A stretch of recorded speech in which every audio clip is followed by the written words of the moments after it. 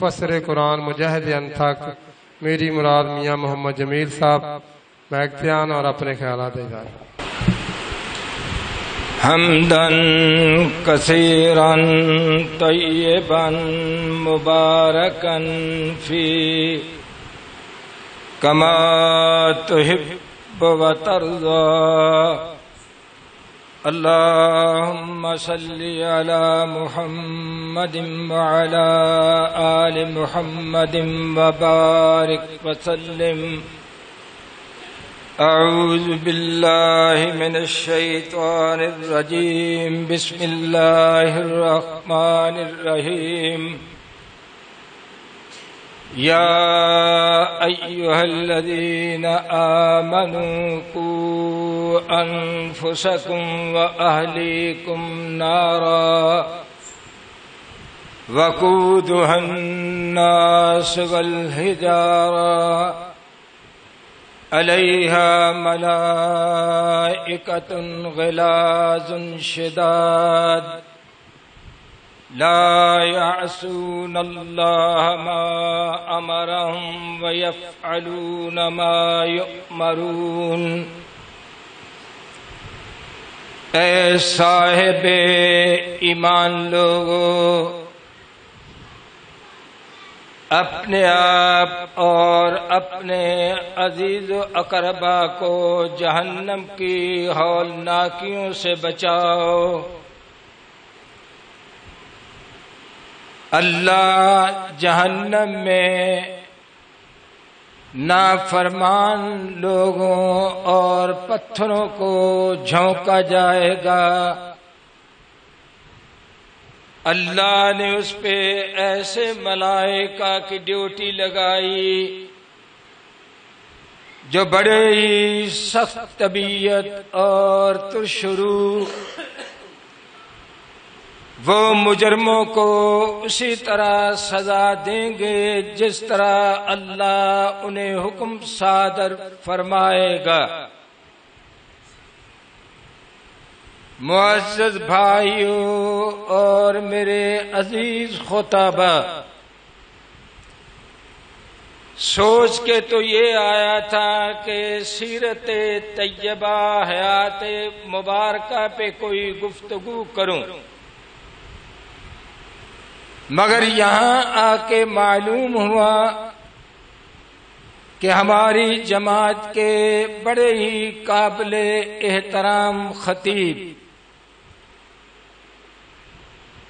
حافظ صاحب پسروری صاحب تشریف لائے ہیں، اور میں سمجھتا ہوں کہ یہ عنوان عوامی اعتبار سے ان کی زبان سے زیادہ مفصل بھی ہوگا اور مؤثر بھی۔ میں ماحول کو دیکھ کر چند گزارشات یہ کرنا چاہوں گا کہ ہماری ذمہ داری کیا ہے، والدین کے کیا فرائض ہیں۔ یہ تو ہم سنتے آ رہے ہیں کہ والدین کا بڑا مقام، ان کا بڑا احترام اور ان کا بڑا خیال رکھنا چاہیے، اس میں تو کوئی شبہ نہیں، مگر دنیا کا اصول اور شریعت کا قانون یہ ہے کہ اللہ کی بارگاہ میں وہی صلہ پائے گا، وہی ثمرہ پائے گا جو محنت کرے گا۔ دنیا میں تو اللہ نے اولاد کو یہ حق نہیں دیا کہ ماں باپ سے کوئی کمزوری ہو، تربیت میں کوئی نقص ہو، تو یہ اولاد کو حق نہیں دیا گیا کہ اولاد اپنے ماں باپ کو تانا دے، ان پہ الزام لگائے یا ان کی نافرمانی کرے۔ اولاد کا فرض تو یہی رہا، یہی رہے گا، مگر والدین کی بھی کوئی ذمہ داریاں ہیں. اگر انہوں نے دنیا میں ذمہ داریاں پوری نہ کی تو قیامت کے دن ایک طرف اس کی اولاد کھڑی ہوگی، دوسری طرف ماں باپ کھڑے ہوں گے. اللہ کی بارگاہ میں ایک طرف جوان بیٹی کھڑی ہوگی، دوسری طرف اس کی ممتا ہوگی.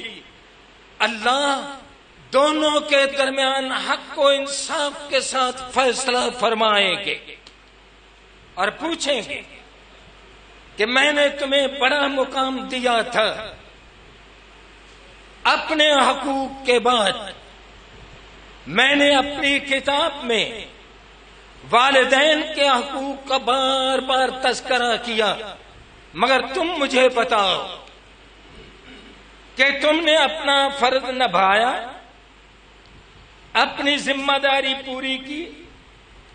اس وقت جن ماں باپ نے کوتاہی کی ہے اور کوتاہی کیے جا رہے ہیں وہ اللہ کی بارگاہ میں کوئی جواب نہیں دے سکیں گے. اس لیے حکم فرمایا کہ یا ایھا الذین آمنوا قوا انفسکم واہلیکم نارا. اے ماں باپ کا درجہ پانے والو، تمہارا احترام، تمہارا مقام اپنی جگہ پہ مسلم، مگر تمہاری ذمہ داری یہ ہے کہ اپنے آپ اور اپنی اولاد کو جہنم کی ہولناکیوں سے بچاؤ.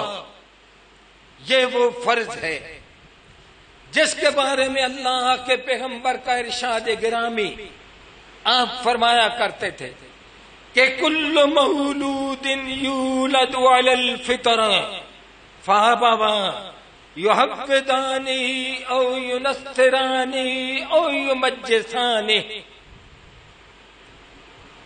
فرمایا ہر بچہ جب اپنی ماں کی گود میں آتا ہے، اپنے گھر کے آنگن میں پیدا ہوتا ہے، اس کے ذمے کوئی گناہ نہیں ہوتا. اگر وہ پہلے فوت ہو جائے نابالغ ہونے سے پہلے تو اس کے ذمے کوئی گناہ نہیں، وہ سیدھا جنت میں جائے گا.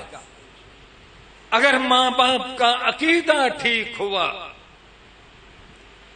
اور انہوں نے باقی اولاد کے اوپر اپنا فرض ادا کیا. ہم مسئلہ تو سنتے ہیں لیکن نامکمل ہے وہ مسئلہ جو عام بیان ہوتا.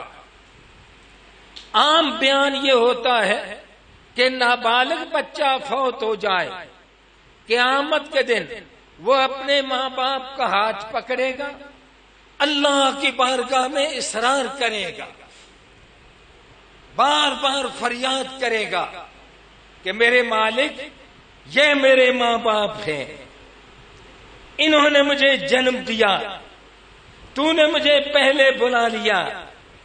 میرے مالک میری التجا یہ ہے کہ میری درخواست مان کے میرے ماں باپ کو معاف کر دیا جائے. لاندا نہیں میں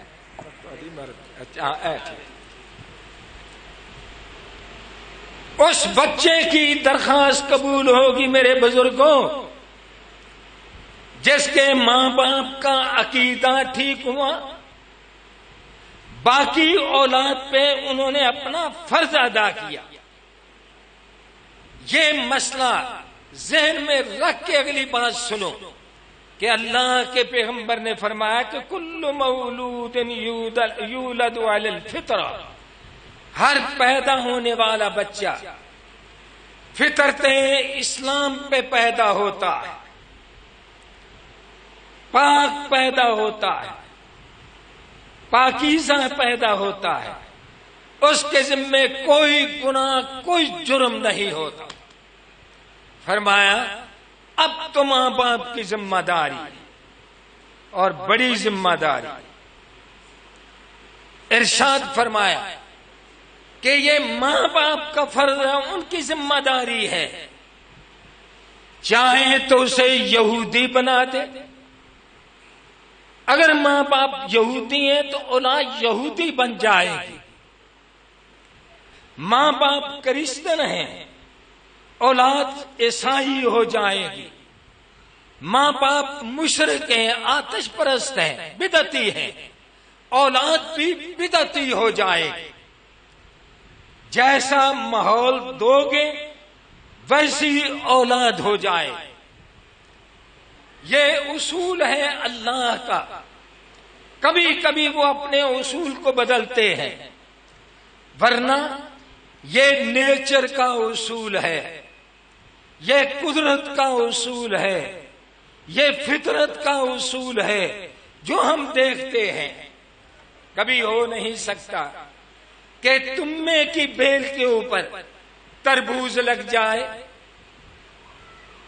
خربوزہ لگ جائے۔ کبھی آپ نے دیکھا ہے؟ زندگی بھر دعا کر لو،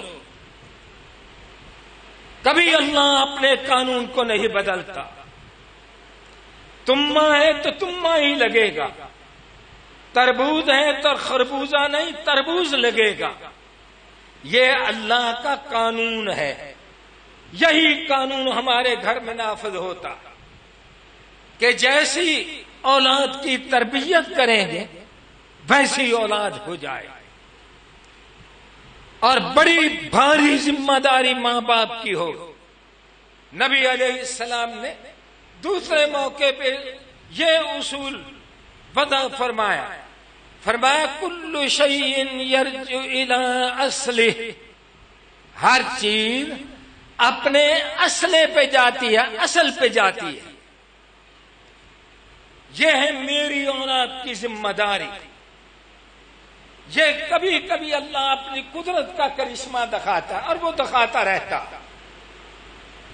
وہ دکھاتا کس طرح کہ آزر کے گھر میں ابراہیم خلیل اللہ پیدا ہو جائیں۔ گھر کا ماحول تو مشرکانہ، مگر اللہ اپنی قدرت کا معجزہ دکھا رہا ہے۔ فرعون کے گھر میں پرورش پانے والا، جوان ہونے والا، پرورش پانے والا، جوان ہونے والا، اور ان کی زبان میں تو وہ شہزادہ تھا نا، پتہ نہیں کتنا پروٹوکول ان کو ملتا ہوگا۔ آج کل ایک ایم پی اے ہو، درجنوں ان کے رشتے دار وہ پلیٹیں لگائے پھر رہے ہوتے، نہ معلوم کتنا پروٹوکول۔ فرعون کے گھر میں تربیت پانے والا اللہ اپنا معجزہ دکھاتا، وہ موسیٰ کلیم اللہ بن جاتے۔ لیکن پھر مڑ کے سنو میری بات، یہ اللہ کا اصول نہیں ہے، یہ اس کا قانون نہیں ہے۔ قانون اور ضابطہ وہی کہ جس طرح اولاد کی تربیت کریں گے اولاد اس طرح ہی ہوگی۔ یہ بڑی ذمہ داری ہے، بڑی فکر مندی۔ ہاں کبھی کبھی یوں بھی ہوتا ہے کہ ماں باپ تو بڑی تربیت کرتے ہیں، دعائیں مانگتے ہیں، محنت کرتے ہیں، مگر بیٹا نافرمان ہوتا ہے، مشرک ہی بنا رہتا ہے، پہاڑی پہ چڑھ کے کہتا ہے یہ پہاڑی مجھے بچا لے۔ یہ واقعہ کیوں بیان کیا؟ یہ ان ماں باپ کے لیے ہے، یہ ان ماں باپ کے لیے ہے کہ جو ماں دعا کرتی رہی، جو باپ رزق حلال کھلاتا رہا، جس کے والدین رات کی تاریکیوں میں اللہ کی بارگاہ میں اولاد کے نیک ہونے کی دعائیں کرتے رہے، لیکن اولاد نافرمان ٹھہری۔ ان کے لیے نوح علیہ السلام کا واقعہ بیان فرمایا کہ میرے نیک بندو دل چھوٹا نہ کرنا، تمہاری محنت کو اللہ ضائع نہیں کرے گا. تمہیں اللہ قیامت کے مجرم کے طور پہ نہیں اٹھاؤ. تم حضرت نوح علیہ السلام کے ساتھ اٹھائے جاؤ گے کیونکہ تم نے محنت کی. اب فرق سمجھ گئے ہو. محنت کرنے کے باوجود، بار بار توجہ دلانے کے باوجود اولاد نافرمان ہو گئی ہے، بے نماز بن گئی ہے. پھر ان والدین کو حوصلہ دیا گیا کہ دل چھوٹا نہ کرو، رب کی بارگاہ میں تمہیں پورا پورا اجر دیا جائے. یہ ہے والدین کی ذمہ داری. یہ وہ اتنی بھاری ذمہ داریاں ہیں کہ بڑے بڑے انبیاء کرام آخر وقت تک یہ کوشش کرتے رہے.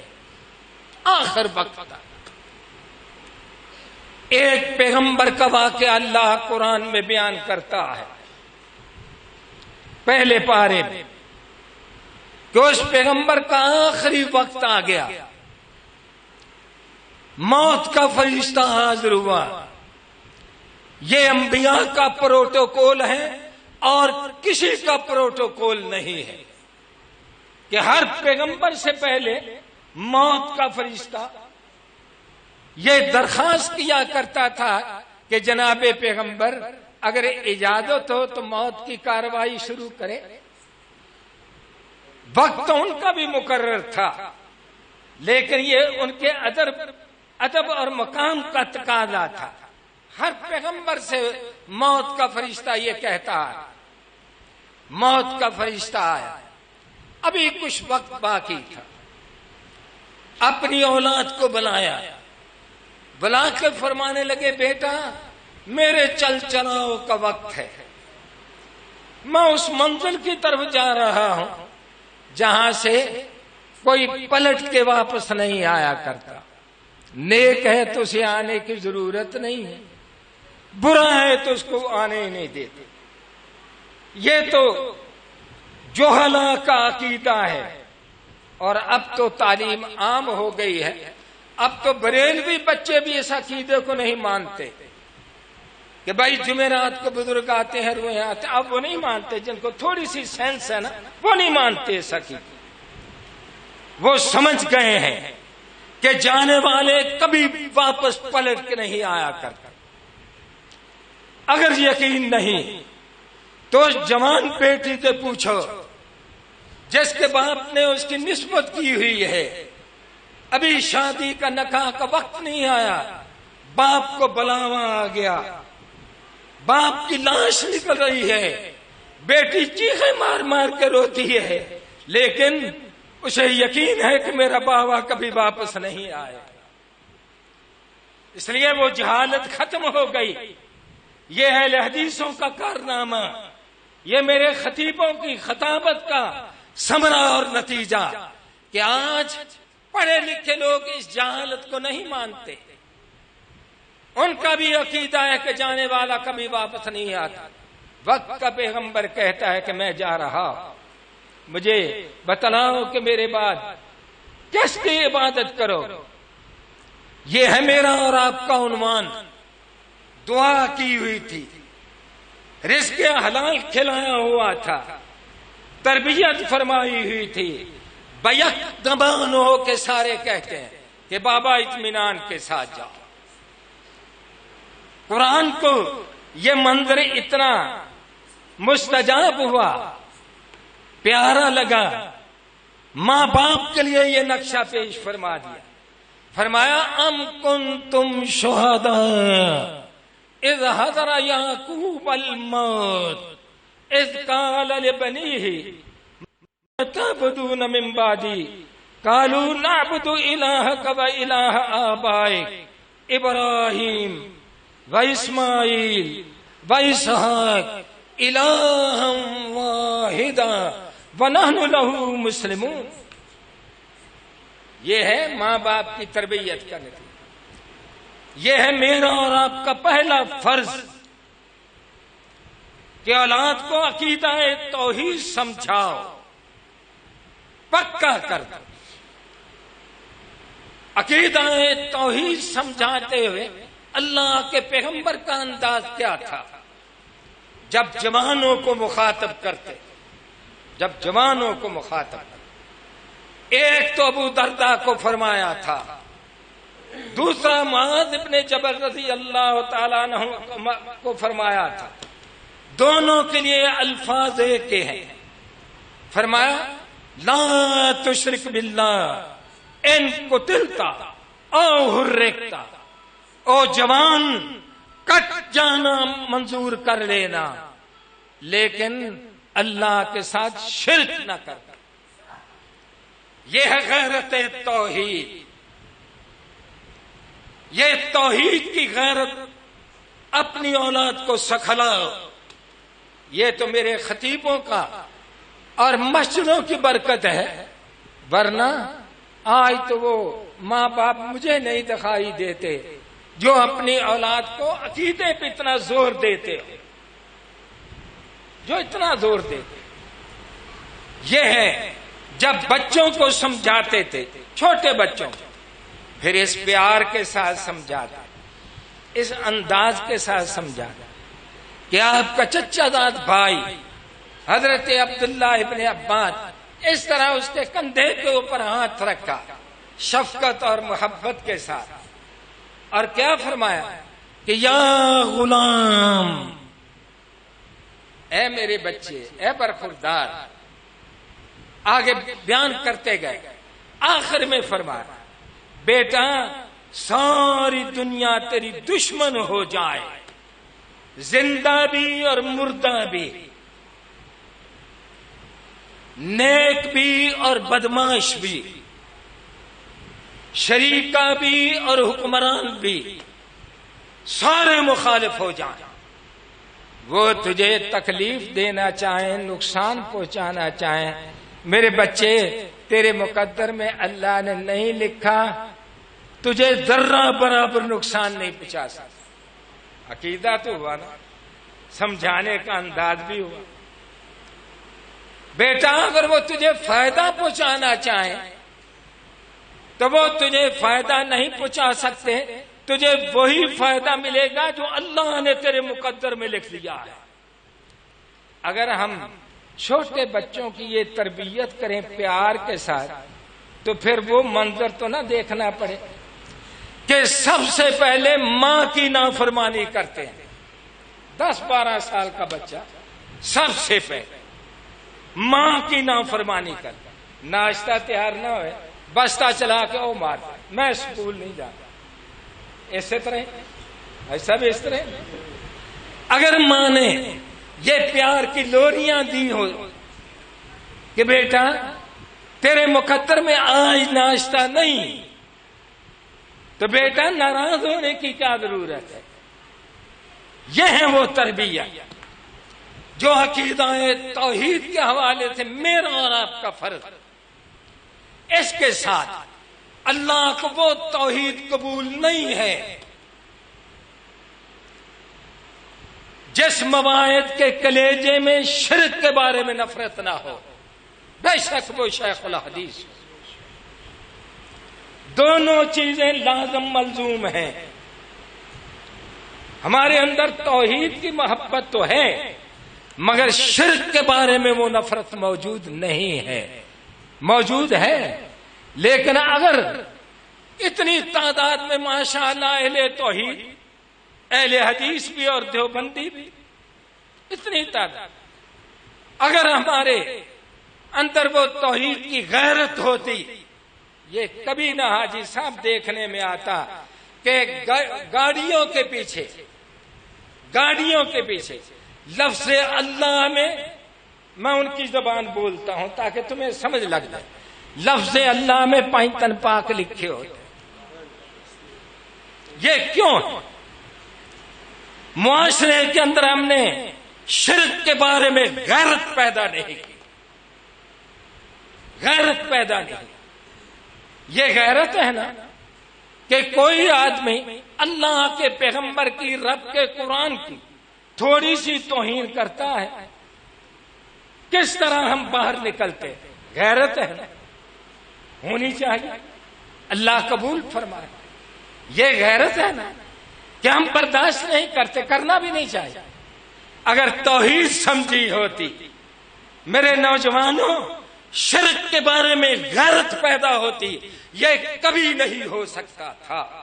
یہ اجتماعی کمزوری ہے جس کے لیے ہم قولوا لا الہ الا اللہ کی صدائیں بلند کر رہے ہیں چوراہوں میں, چوکوں, اور کوئی کسی سے دمڑی وصول نہیں کرتا, کوئی الگ دھڑا ہم نے نہیں بنایا. حضرت لقمان کے بارے میں یہی آیا ہے کہ چھوٹے بچے کو کہتے ہیں کہ لا تشرک باللہ ان الشرک لظلم عظیم. میرے بچے, اللہ کے ساتھ شرک نہ کرنا, شرک سے بڑا کوئی گناہ نہیں, شرک سے بڑا کوئی گناہ. اللہ چاہے گا تو باقی گناہ معاف کر دے گا. شرک اس نے معاف نہیں کرنا جو توبہ کے بغیر مرے گا. فرق یہ ہے, جو توبہ کے بغیر مرے گا اللہ نے شرک معاف نہیں کرنا.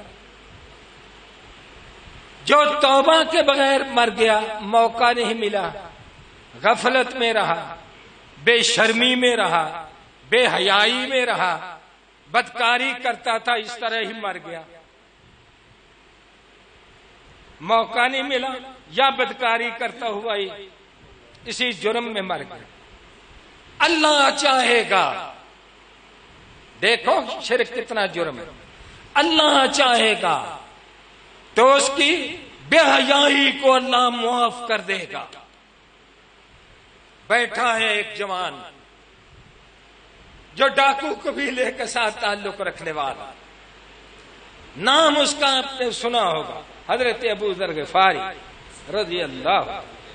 جب اللہ کے پیغمبر نے اس طرح بیان فرمایا کہ شرک کے بغیر اللہ نے سارے گناہ چاہے گا تو معاف کر دے گا, چاہے گا, مگر شرک نہیں معاف کرتا. دیہاتی آدمی تھا, دلیر بندہ تھا, کہنے لگا اللہ کے نبی وَإِن زَنَا وَإِن سَرَقَ,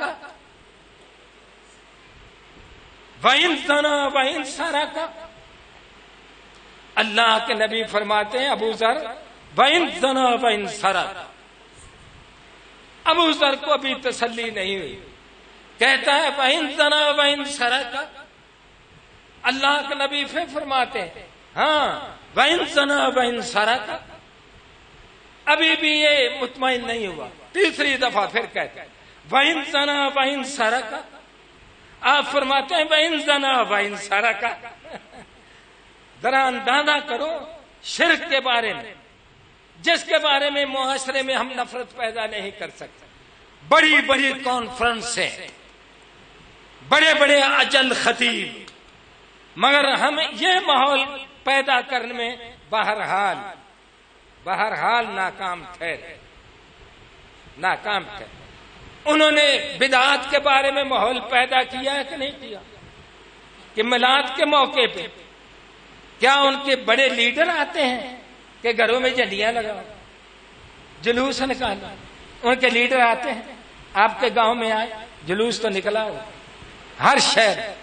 یہ ہوتا ہے جماعتوں کا فرض, اسے جماعت کہتے ہیں, اسے قیادت کہتے ہیں. یہ تنظیموں کا فرض ہوتا ہے کہ نیچے تک اپنا نظریہ پھیلا دیا جائے. قاری صاحب سمجھ رہے ہیں, کمزوری بھی جان رہے ہو, اس کے لیے ہمیں کوشش کرنی چاہیے. تو حضرت لقمان کہتے ہیں لا تشرک باللہ, بیٹا شرک نہ کرنا. اس لیے ہمیں شرک کے خلاف نفرت ہونی. یہ مسجدیں کس لیے ہیں؟ اللہ ان کی اساس اور بنا کا تذکرہ کرتا ہے.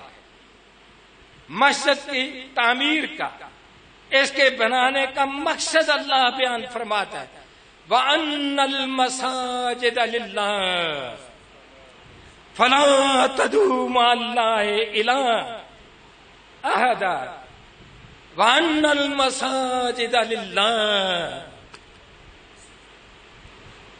مسجدیں اس لیے، بیت اللہ اس لیے، بیت اللہ اس لیے۔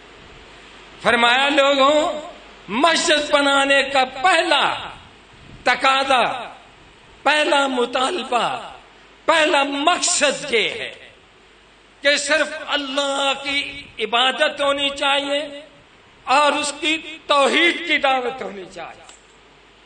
جو مسجدیں جہاں شرک ہوتا ہے اور رب کی توحید کا تذکرہ نہیں ہوتا، حقیقت میں وہ مسجدیں اپنا مقام کھو بیٹھتی۔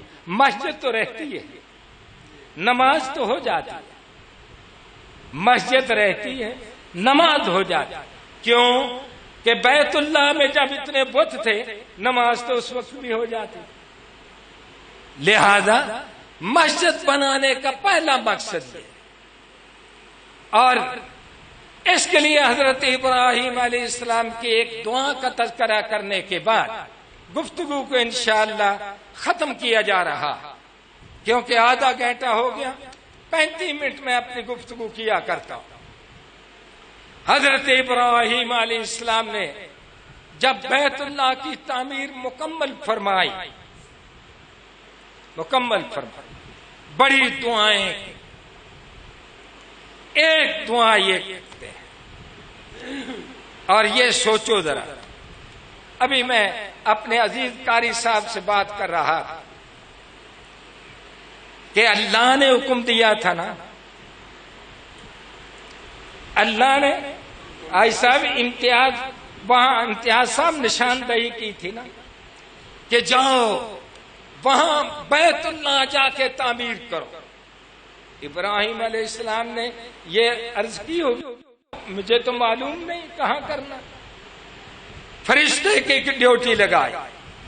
وَإِذْ يَرْفَعُ إِبْرَاهِيمُ الْقَوَاعِدَ مِنَ الْبَيْتِ، کہ جاؤ ابراہیم علیہ السلام کو، بیت اللہ کی دیواریں موجود نہیں ہیں، نیاں بھی نہیں ہیں، بنیادیں بھی نہیں ہیں، ایک اونچی جگہ ہے، 4 چفیرے وہ نیچی جگہ ہے۔ جنہوں نے حج اور عمرہ کیا ہوا ہے کہ مسجد میں سین میں کھڑے ہوں تو بیت اللہ کی پہلی دہلیز جو ہے اسے ہاتھ ڈالیں تو میرے جیسا لمبا بندہ جو اس کے یہاں ہاتھ سے انگلیاں پہنچتی، سین اتنا نیچے ہے۔ بیت اللہ شروع سے وہ ٹپا تھا، ٹیلا تھا، اس کے اوپر تھا بیت اللہ، مگر نشانات ختم ہو۔ فرشتے کو کہا کہ جاؤ ان کو نشاندہی ہو گئی، بیت اللہ کی تعمیر ہو گئی، اللہ کے حکم سے بنایا جا رہا ہے، اللہ کی نگرانی میں تعمیر ہو رہی ہے اللہ کے گھر کی، مگر عاجزی کیا ہے؟ ذرا سوچنا کہ ربنا تقبل منا، کلیجہ کانپ جاتا ہے۔ اللہ نے حکم فرمایا، حاجی صاحب نشاندہی فرمائی، اس کی نگرانی میں بن رہا ہے۔ جب گو کا وقت آیا تو آسمانوں سے پتھر آتا، سب کچھ اللہ کی نگرانی میں، مگر عاجزی کیا ہے کہ ربنا تقبل منا انک انت السمیع العلیم وتب علینا انک انت التواب الرحیم۔ اللہ ہم نے تو کوئی کسر نہیں چھوڑی اسے بنانے، ہمارے رب اسے قبول فرما۔ ہم بھی دعا کرتے ہیں کہ آج اس مسجد کی بنیاد میرے بھائی نے رکھی اور ہم سب نے مل کے رکھی، اے اللہ اسے اپنی بارگاہ میں قبول فرمانا۔ اور پھر دوسری دعا میں اور جو کی کہ مسجد تو بنا دی جاتی ہے، اصل تو آبادی کی نا بات، مسجد سنگ مرمر کی بنا دو، آبادی نہ ہو تو دل دکھتا ہے نا، خرچ کرنے والے کا بھی دل دکھتا ہے۔ اس لیے دعا کی کہ ربنا وبعث فیہم رسولا منہم یتلو علیہم آیاتک ویعلمہم الکتاب والحکمہ ویزکیہم انک انت العزیز الحکیم۔ اے اللہ اس کی آبادی کا بھی سامان فرما دینا۔ سلام علی المرسلین والحمد للہ رب العالمین.